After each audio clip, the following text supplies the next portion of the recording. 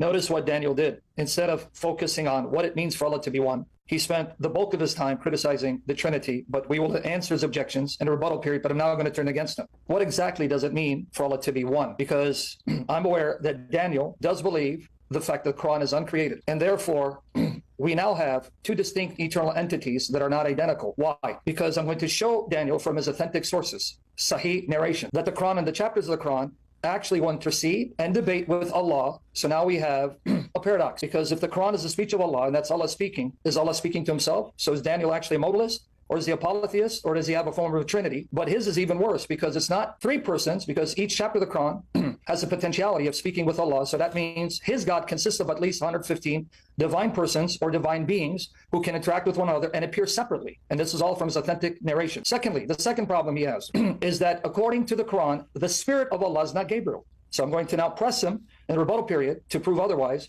There's not a single verse in the Quran that says the spirit, the ruh, is Jibreel. He's now dependent on the very scholars of Islam that come centuries later to bail out Allah and his messenger, because that's what he accused the Lord Jesus, that Jesus wasn't clear enough to articulate the Trinity, but he did make an admission, which is now going to come and bite him. He admitted Paul taught the Trinity. It's now recorded. I want everyone to hear it. Paul taught the Trinity, because when we come to the scriptures, I'm going to show that even the Quran acknowledges that Paul was used by Allah to spread the truth of the gospel of Jesus Christ. More to come. The spirit, according to the Quran, is distinct from Allah. He appears as a man. He speaks and creates. So now if we add the spirit to the Quran and Allah, he's got about 116 divine persons or beings, and he doesn't have a singular person called Allah. Then we can go a little further and address the issue of the fact that according to our friend here, this is his belief, Allah has, well, he wouldn't use the term body parts, I don't want to misrepresent him. Allah has a foot, he has a shin, he even has loin, and he has at least 2 eyes, if not more, and 2 right hands. Now, for the life of me, if Allah is the creator of the heavens and the earth, how does he exist as an embodied being without him dwelling in space?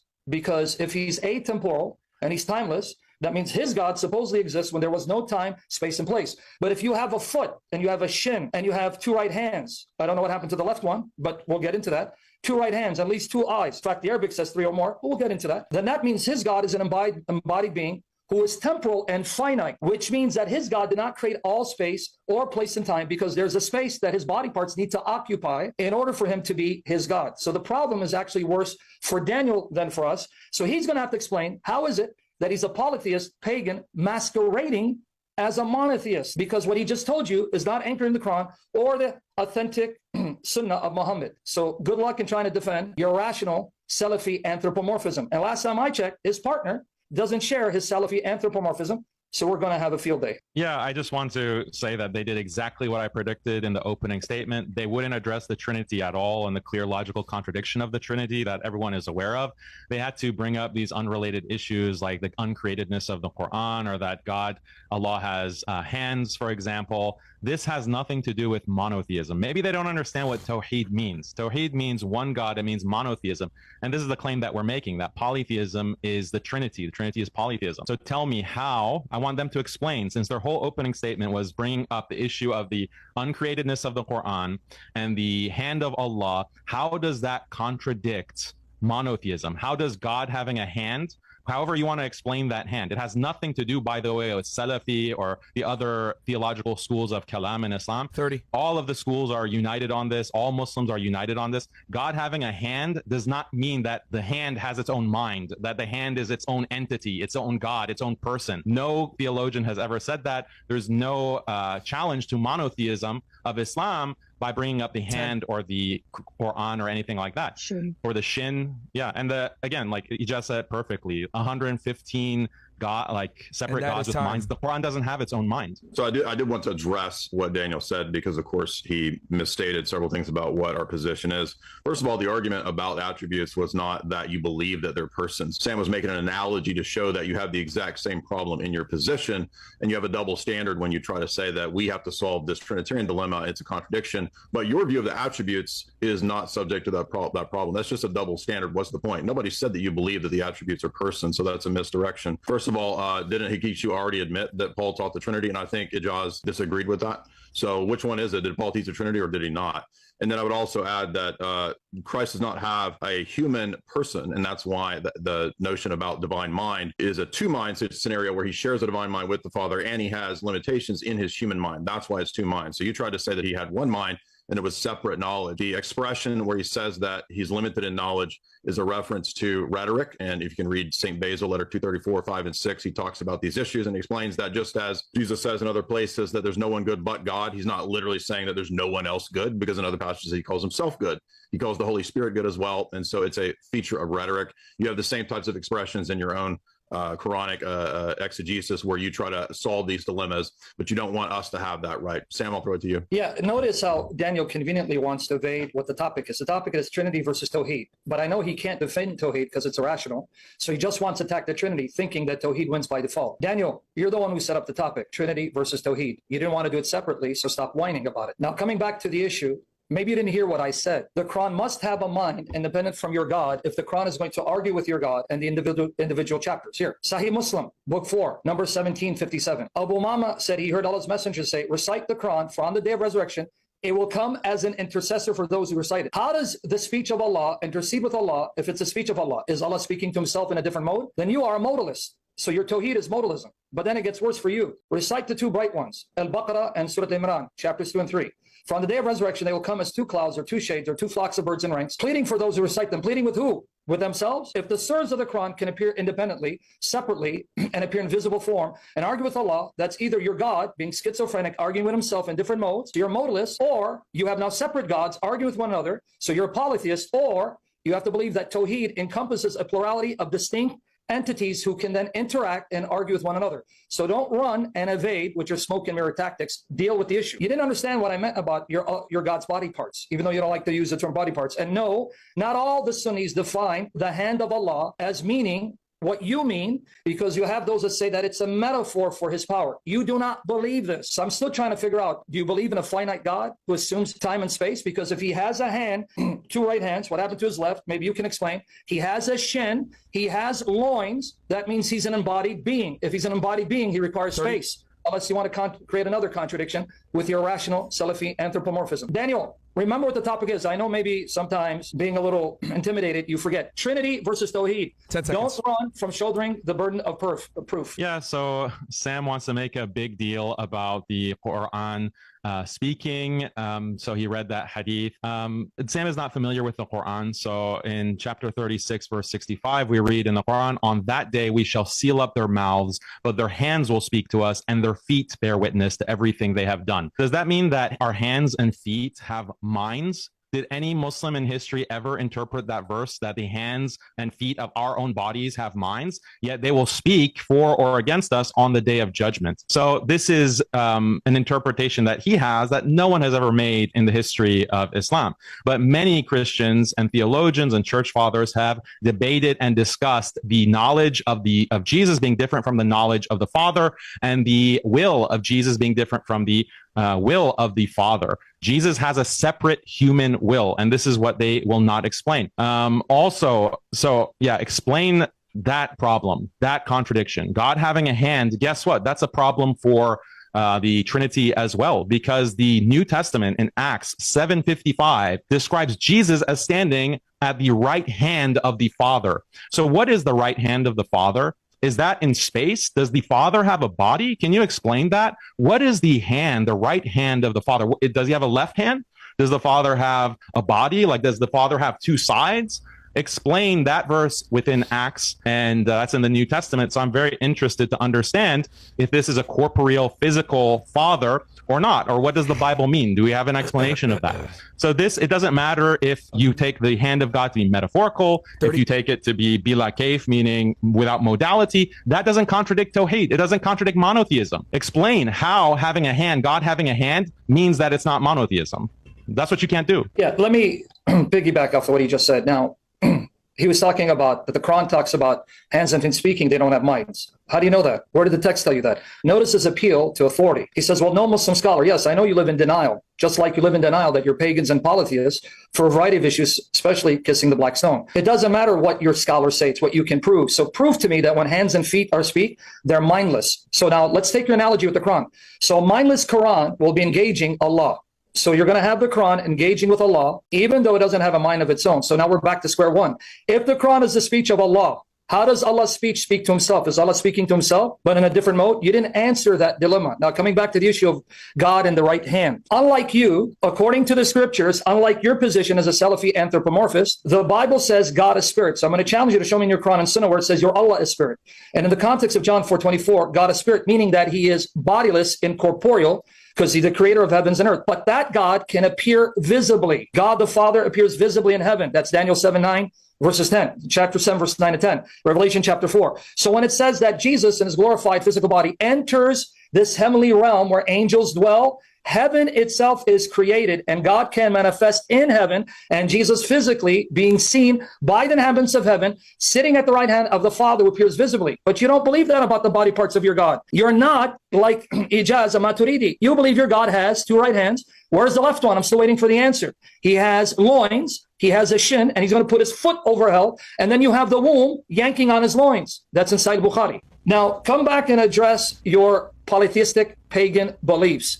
Since the chapters of the Quran can appear separately in visible form, and they are interceding with Allah, they're disputing with Allah. How, if the Quran 30. is the speech of Allah? Time up? No, 30. I'm just saying 30. Okay. How is the Quran, how are the individual surahs of the Quran disputing with Allah? According to you, no one thinks they have a mind. So mindless surahs have the mind enough to know who recites them, who to defend and argue on behalf of, and argue with Allah when this is supposedly speech of Allah. So is your Allah speaking to himself? Schizophrenic deity? So none of these points are defeaters for Islam, nor do they change or attack what Muslims actually believe.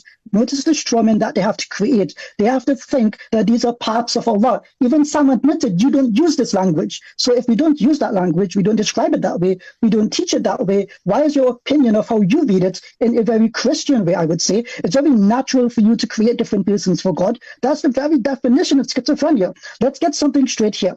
Jay is incorrect. He made the statement, well, if it's still there in the Bible from Mark 13:32, that Jesus does not know the day or the hour, how does that mean that the scribes changed it? Yes, the scribes actually changed the meaning of the term, and what the academics have gone and done is translate, and they've tried to fix and adjust what the verse means, because it occurs twice in the Bible. And in the two places where Jesus has no knowledge of the day or the hour, the scribes tried to amend it. There is no textual critic alive today who will not testify to that. So I put it back to Jay. Let's look at the manuscripts. Sam says that your manuscripts are from the 4th century, and verbatim he says that they're a problem because the further they go back, the more that they disagree. And this refers to Codex Sinaiticus, Vaticanus, Alexandrinus, Ephraimi Scriptus, etc. He says that it's a problem. So Jay, please address the problem. Please answer how God can be ignorant. Please answer how God can not know things. That is a God who is fundamentally agile. Lastly, on this point of Allah having parts, Muslims do not believe that. Muslims do not say as well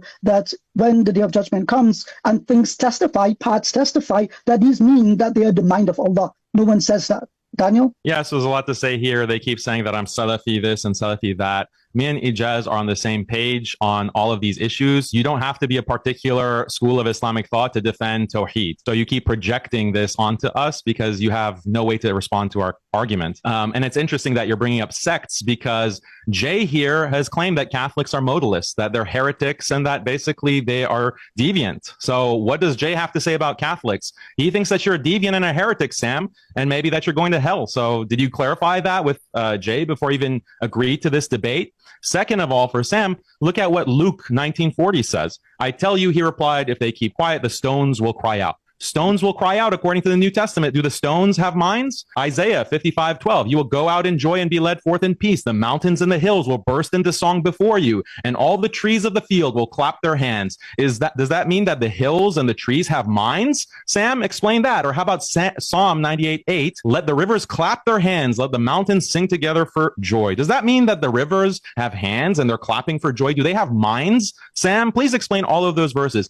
You want to have that kind of understanding of mountains, rivers, and whatever, and you'll say that these are not minds. But the problem with the Trinity is that Jesus has a separate mind than the Father. The Father has a separate mind from Jesus. They both have a separate mind from the Holy Spirit. That means they're three separate entities and therefore three separate gods. This is polytheism. We don't have that problem in Islam. The Quran doesn't have its own mind. There's no one who ever has thought the Quran has its own mind that is separate from God. But this is what you're trying to claim, not based on any text, not based on any hadith. This is just your assertion based on nothing. So address the Trinity. Why can't you address the Trinity? You have to raise these straw men against Islam. It sounds kind of ridiculous, frankly. Yeah, so I just want to emphasize that they did not address the Trinity at all. We addressed all of their complaints against the Quran, against monotheism, against Tawhid. They haven't even started to defend the Trinity. So this is a fail, a big fail. And Sam is proof for Christians. Okay, go ahead. Yeah, could I point out as well, they didn't address the problem of Jesus' status as being begotten being changed in the actual text. Okay, you seem to be missing the point that Sam admitted was a problem. Sam says that the manuscripts from the 4th century are a problem. He says Codex Sinaiticus. Well, how about this real quick? Because yeah, so again, Jesus doesn't have a separate divine mind. He shares the same divine mind as the Father. And when he assumed human nature, he assumed a human mind. That's part of the fullness of human nature. So we don't say that he's separate, just like the persons of the Trinity are distinct but not separate. Just like you believe attributes are distinct, not separate. Now, I know that you can't seem to follow the fact that we're not saying you believe the attributes actually have minds. We're just pointing out that you have the same metaphysical problem, that you have a double standard for saying, I'm not liable to explain that, you have to explain it. And then when we bring that up, every one of your responses on that is a tu quoque. Well, doesn't the Bible talk about body parts? Doesn't the Bible? Yeah, but we don't have the same metaphysical problems as you because we don't have the same metaphysics. So, but you don't seem to be able to follow that. So that's a tu quoque. But other than that, the other thing I would just reply to is that Ijaz kept saying that all of the scholars in the world believe this. There's not a single one that would disagree. Has he read all of the scholars? He asserted all of these things. He says the scribes changed it, yet it's still there in the text. So he's just asserting these things. We don't know where this is coming from. These are all assertions. Go ahead, Sam. Yeah, we will get into scriptural authenticity in the second part, but he wants to change the topic because it's too hot for him. And in the second part, he just proved Muhammad is a false prophet, and he is, but for other reasons. But let me come and address. Guys, you see how desperate Daniel is? And he's talking about we're evading the topic. Read Luke 19:38-40. Let me show you the context because my time is fleeting. There, Jesus is being praised by children, and the scholars are saying, rebuke them. He goes, well, if they were silent, even the stones will cry out.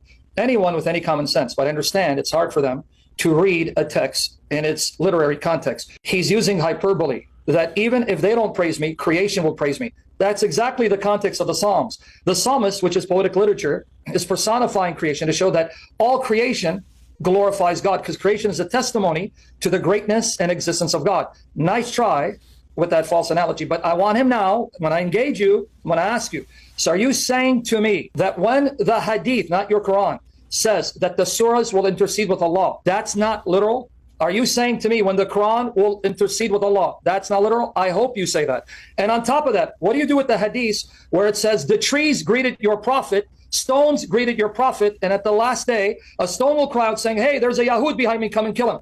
Are you going to allegorize those statements, Daniel Haqiqatjou? I hope not, because I'm going to have a field day at your expense. And what are you going to do with chapter 47, verse 22 of the Quran? When you go to Bukhari, your prophet says there's a primordial rahim, womb, that yanked on your God's gonads. And he said, stop, stop. Are you going to allegorize that too? The fact that your God has loins, the fact that there is a womb yanking on his gonads, which is actually in Bukhari, cited even in Ibn Kathir. You're comparing apples and pineapples because the debate is over. You can't defend your irrational, incoherent Salafi babble. And yes, I know you don't want to say the hand is literal in the sense that it's a hand like my hand. But I want to hear you from your own mouth, Daniel. Are you telling me that Allah's hand is a metaphor for power? I want to hear it. Are you going to say, Billah Kayf, it's a hand. We know it's a hand. It's unlike anything. We don't know how, but it's a hand.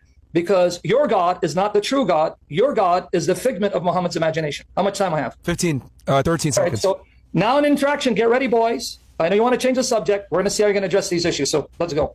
All right. Okay. So do you guys want 3 minutes, 4 minutes, or 5 minutes for open dialogue between the four of you? 5 minutes? Can we put 5 minutes on the clock, please, Bills? So what we're going to do here, guys, is we're going to have it just open dialogue. We're on the topic of Trinity versus Tawhid, and then we're going to go into scripture next and authenticity for the next round. So I will go ahead. Who wants to kick it off first, I guess? Who wants to do that? Jay, or me, or Team Islam? Well, I mean, the textual stuff is round two. I don't know why Ijaz spent the whole time. Yeah, no, because you can't deal with the topic. So you go ahead. The Bible okay, so here, Daniel. That's Are you round saying two, that the Bible doesn't affect your beliefs? Well, yeah. Does the Bible affect your beliefs? Okay. So your beliefs not. I want to know. I want to know if Jay believes Hold on, one second, guys. Hold Hold on. What I'm going to do is I'll just have someone who wants to kick off the first question of this open dialogue, and I'm going to start the timer. Who wants to do it? Yeah, okay. Well, I'll do it. You go, okay. Daniel. So Sam, I'm going to turn the clock on once you go. And then this open dialogue between the four of you. Guys, try please not to interrupt each other so they can hear you because it's Zoom. So they really won't be able to hear you if you guys interrupt each other. So go ahead, Sam. I'll kick it off with you. Go ahead. Yeah. Daniel, I want to hear from your own mouth. The Yad of Allah. Is it a metaphor for his power? It can be a metaphor for his power. It can be interpreted in many different ways. It does not contradict. It does not contradict Tawhid. It does not contradict monotheism. Yes, it does. You can have an Ash'ari position and interpret it as a metaphor, or you can have a Salafi Athari position and interpret it differently. That explain to me how it contradicts. Okay, can you stop? Tawhid. Can you explain to me? I answered your question. No, you how does God having a hand, however it's interpreted, contradict monotheism? Can you explain that? How does having a hand? How does a hand contradict monotheism? Let me get to the point. Explain it. No, you asked me a question. It's open dialogue. You asked me a question, and I answered you. Now answer my question. I answered your question. Now you answer my question. What's your position? I've studied Salafi, Athari Islam. I've studied Ash'ari Islam. You've studied it, but you won't say your position. What are you? I have studied all of them. It's irrelevant to this debate. Stick to the topic. Stick to the topic. Stick to the topic. Stick to the topic. What? Explain to me. So, moderator, he doesn't let me answer the question. He doesn't let me answer the question. No, because you're doing a dodgeball. Let me answer. You don't have to like all the answers. This is not. You don't have to like my answer. This is not interrogation. This is not cross-examination. You already asked me one question. Let me ask you a question now. Okay. Jay, is Catholicism modalism? Is it a heresy? Yes or no? It can lead to that if they're consistent with it, yes. No. Is it or not? Well, it's a false either or because not everybody who's wrong is necessarily a heretic. They're not necessarily formal heretics. You can have a material heresy. So the Catholic position, now is it a heresy or not? It depends on the person whether they're hardened in that heresy. No, it doesn't depend on a person. There's you're asking me my position. I'm telling you my position. You don't have to tell me what my position is. Hey, let me help you. The Catholic doctrine is Muslim. So don't let him filibuster because he wants to eat up the time. Now let me ask you the question, because I know that's what we're trying to do. Well, what do you think about that? Jay just called your church a heretic. I'm a heretic. I deserve help. Jay, pray for me and ask the intercession of the saints. Now let's come back to the Quran. So it's ironic that you're trying to pit me against I asked the question. Stop being scared. When you and him disbelieve in the same thing. You don't believe in the same God. You and Jay don't believe in the same God. That's the point that we're trying to make. Well, I mean, moderator, you're gonna have to do a better job. Yeah, between a material and a formal heretic. And I'm trying to have it. How about this? Can you let Sam ask his question, Dan, please? Go ahead. I know you're scared, Daniel. Take it easy. All right. Now, your Quran. Can you let me make my comment, dude? Well, make a reasonable comment rather than insults. A minute. Your Quran. You'll never get to me. Right? Here we go again. All right, I'm going to add 30 seconds to the clock. Right, Daniel? Okay, so the hadiths that I cited, when it says Surah Al-Baqarah, Surah Al-Imran will appear as flocks of birds interceding for those that recited them. Do you take that metaphorically or do you take it actually? This is a personification of the Quran, just like the Bible verses that I mentioned about rivers clapping their hands, their stones speaking. In the Psalms, I'll read them again. In Luke, not the Psalm, hadith. Yeah, so you're making the claim that if the Quran is personified, that means it has a separate mind. So and I put the point to, and I see now you're interrupting. No, because I want you to can I answer the question? Good. So I pointed out that just because there's personification, that doesn't imply that there's a separate mind. And I cited verses of the Bible. Your response was that, no, this is just personification in the Bible. So personification is okay in the Bible. That doesn't imply that that stones have minds and that rivers have minds. That's fine. But if the Quran does it, or if Hadith do it, your position is that you called them parts. You address your position, or you're going to rant and rave because you want to eat up time. So you interrupt me when I'm answering you. You asked the question. Shouldn't we be able to ask now? You just asked the question. We should be able to answer. So, no, it's our turn to ask the question. I'm going to ask you a question. No, I'm asking you a question, Sam. Well, hold on. Sam, Let's let Sam finish real fast. Please answer the question. Let's let Sam finish. You'll never get to me. You'll never get to me. You're going to keep running. Your moderation's got. Are we able to ask questions or not? Sam asked to ask questions. You guys want to run? Go ahead. Okay, add 30 seconds to the clock. We're going to let Sam finish his point, and then we'll go ahead and let you ask your question. Is he making points or asking questions? Okay, so now, Daniel, let him make his... Stop attacking straw man, because in the Psalm, you'll not find where it says, and the moon will come and intercede for those that look to it and venerated it. The hadiths I cited is about the day of resurrection. It's about intercession. So I want to know, what do you mean by personification when in those hadiths, it's talking about the surahs interceding with Allah? Will there be intercession? Is that true? Will people need intercession before Allah? Is that true? So what exactly do you mean by personification? Because your appeal to the Psalms shows that you don't understand what a personification is. Can I answer without interruption? Go ahead, answer. We'll see how good you Without interruption. Yeah, Can I answer? Yeah, and I'll give Ijaz some time as well because he didn't get a chance. So go ahead. Yeah, Sam didn't come to me. Yeah, they're just dictating the question. So go ahead. I cited verse of the Quran in chapter 36 that even your hands, even your feet will intercede. There are many things that will intercede on the day of judgment. That doesn't mean that those things have minds. Those things don't imply that those things are God, that those are God's mind. That's the thing. The point that we made against the Trinity is that Jesus has a separate mind, a human mind, and the Father has a separate mind. Now, Jay says that the mind of Jesus is a fully human mind, but does that mean the Father has a fully human mind as well? If not, those are two separate minds of God. So those are two separate minds, two separate entities, two separate beings. That's not analogous to your hands interceding on your behalf on the day of judgment, or the Quran, or your feet, or anything else that will intercede on your behalf on the day of judgment. Explain how Jesus can have a separate mind from the Father and they be the same mind. I didn't interrupt. So who you want to answer, Jay? Because he just wants to ask a question. So the separation comes in the fact that he has a human mind that he assumed, but he retains the divine mind that he shares with the Father because he's a divine person. He's not a human person. This is an important distinction in Christian theology, that we don't accept the Nestorian teaching that Jesus is a human person. He's a divine subject that assumed a human mind, a human nature, a human will, a human energy. So he shared, it's a both and not an either or. So your whole question is predicated on a false either or. All right. So that's you time deny that the Father has a human mind. So real quick, Jesus that has is a mind time, that the guys. Father doesn't have. That is time. But did you guys want to ask Ijaz a question, or did Ijaz have a question for you guys? They would ask. One answer. Go ahead, Ijaz. What's your question? Yeah, a simple question. Okay. Why did the scribes omit in the Vulgate that Jesus doesn't know the day or the hour when it addresses him as the Son, speaking of the person, not speaking of natures? Yeah, ask me that in the scriptural debates, because I'm going to use that argument. This is theological. This is theological. No, it's not scriptural. I'm asking you theologically, is the Son the person who's ignorant? Can you Is want the to talk Son over the me? person You're who's the very thing ignorant? you accuse me of. Can you answer the question or not? Okay. Can you answer it? Okay. Go ahead, talk over me again. One more time. I asked the question, it's quite simple. In Mark you asked about 13:32, scribes when it changing says the Son, listen to my question. All right, Ijaz, let him. I I'll think tell you you heard what your my question, question Ijaz. is. Just let him answer. I know I you think skipped it. You don't have to change my question for me. Let You me ask just my asked question about and answer scribes it. changing the Listen to what I said. Okay, I moderate. asked. Okay, Let's go to the next- Ijaz, he heard your question. Just let him answer. He heard your question. Yes. You said about scribes changing the text. So that is referring to the veracity of the scriptures. But even if we go with your very imbalanced approach to textual criticism, they must have done a very poor job because they left intact the Father alone. So even your argument buries you, because whatever the scribes did, if they inserted the word Son or omitted it, because there's a debate among textual critics, that passage still has the Father alone. So they must have done a very poor job because they didn't remove the word alone, and they left Mark 13:32 intact, because I know what you're referring to, Matthew 24:36. So That wasn't my question. okay, can you ask me about textual criticism? That was my question. Was not about textual criticism. Yes, I it asked was. you, does You the said Son? it was. Listen one more time. Listen one more time.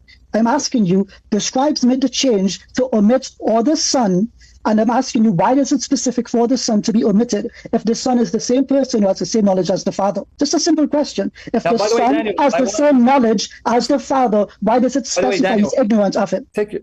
Can't answer the question. They can't answer it. Actually, I did. Move on.